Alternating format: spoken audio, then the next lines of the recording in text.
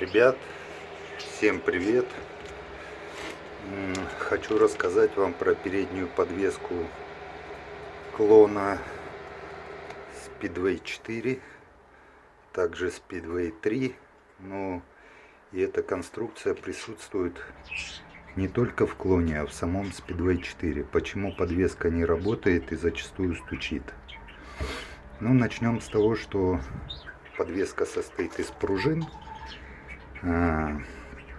оси, которая держит колесо. Пусть скотч у нас будет как колесо. Вот это вот ось, которая вставляется вот в эти уши и затягивается гайкой колесо.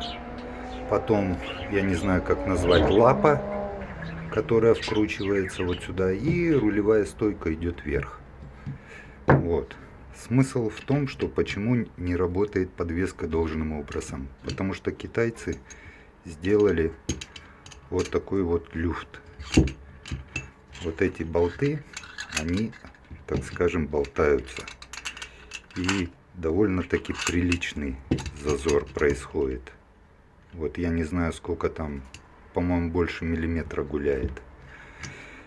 Из-за этого происходит при нажатии на деку спереди, ну или попадание в яму, перекос вот этих вот болтов. Вот они вправо-влево гуляют. Соответственно, ходовка не может, так скажем, перпендикулярно плавно ходить, потому что происходит перекос, что в правую, что в левую сторону, и ходовка может ходить всего лишь на сантиметр из-за вот этого перекоса. Вот, соответственно, и стуки происходят вот в этом месте. Вот если вот сюда посмотреть, тут зазор. Неудобно одной рукой, правда. Зазор приличный. Вот видно, оно гуляет. Даже так вот взять.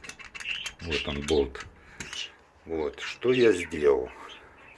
Я выточил новые болты с мизерным допуском, ну, 2 сотки, наверное. Ну, правда, не я точил, а токарь точил. Вот, в 2 сотки. Соответственно, при попадании в яму ходовая начала работать четко по направляющим. Никакого перекоса вот такого не происходит. Сейчас, секундочку. Вот это дело сюда ставим. Вот, это тоже болт. Вот. Смысл такой, что при попадании в яму пружина вот здесь стоит. Перекоса не происходит, и пружина намного мягче начинает работать. Естественно, это дело смазываем. Продаются пыльники за 100 рублей от Жигуля, от передних дверей. Между пружиной и направляющими болтами ставим пыльники, смазываем. Ходовка начинает работать в 2 раза ровным счетом лучше и мягче. Вот, стук уходит, естественно, потому что болты не болтаются. Вот, ну как бы вот так вот про переднюю подвеску. И желательно когда вы колесо затягиваете вот в этих ушах, сейчас поставим вот так и вот так. Я извиняюсь, я не оператор, у меня даже снимаю на телефон, даже и нету подставки. Ну да ладно, я думаю, многие поймут. Вот, вот так вот конструкция. Пусть у нас скотч будет колесом. При затягивании колеса, вот, например, это у нас ось будет, которая затягивает колесо. Нужно учесть, вот здесь еще промежуточные втулочки стоят по краям колеса, где подшипник. Надо учесть одно, чтобы при затягивании вот этих болтов не было сжимания вот этих ушей.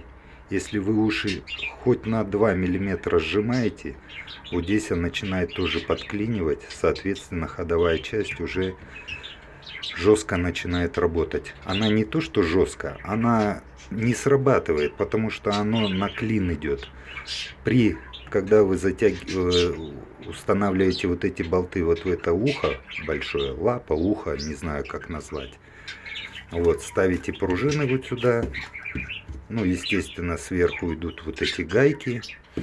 Нужно внимательно посмотреть при затяжке, насколько у вас втулки вот эти промежуточные, они вот здесь промеж колеса стоят. Одна здесь, одна здесь. Насколько они плотно стоят вот в этом месте. При затягивании колеса у вас не должно быть ни вправо, ни влево, так скажем, смещения. У вас ровным счетом должно быть, как вот идет перпендикулярно, как вот болт закрученный в ось. Ой, в ось, вот в эту лапу. И здесь также. Значит, соответственно, при закручивании колеса не должно быть никакого сведения ушей. Должно быть, вы втулочки промежуточные поставили, гаечку затянули и смотрите, насколько оно сжимается. Ну, можно допустить, ну, миллиметр.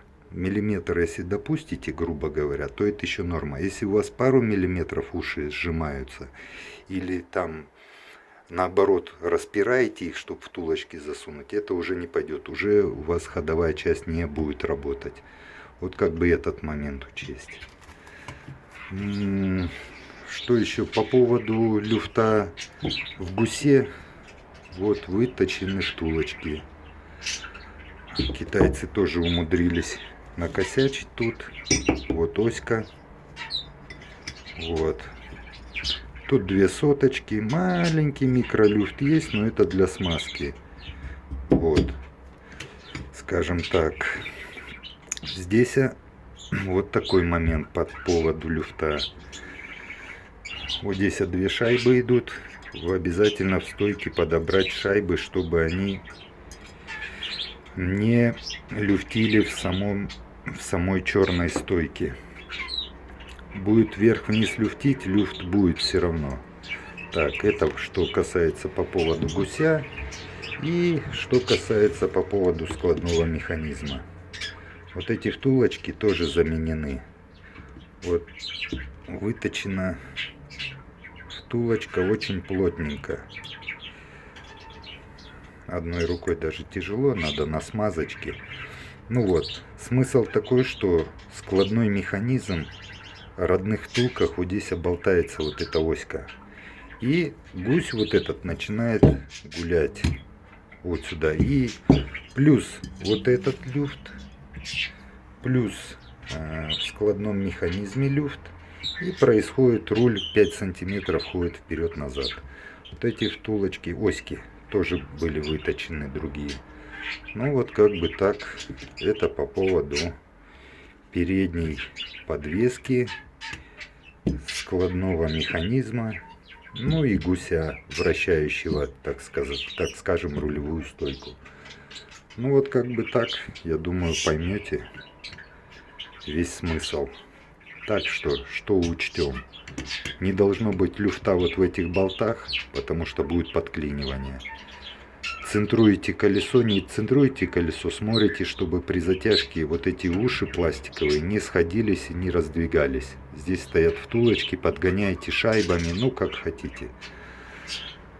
Ну, здесь понятно со втулками. Ну и в складном механизме вот эту оську. Если вы ее вытачиваете плотно для вот этих 2 вещей, то у вас, соответственно, люфт в складном механизме уменьшается. Я добился так, что у меня нигде не было люфтов. Посмотрите в моем видео, там есть про подвеску, как она мягко ходит. От нажатия одной ноги она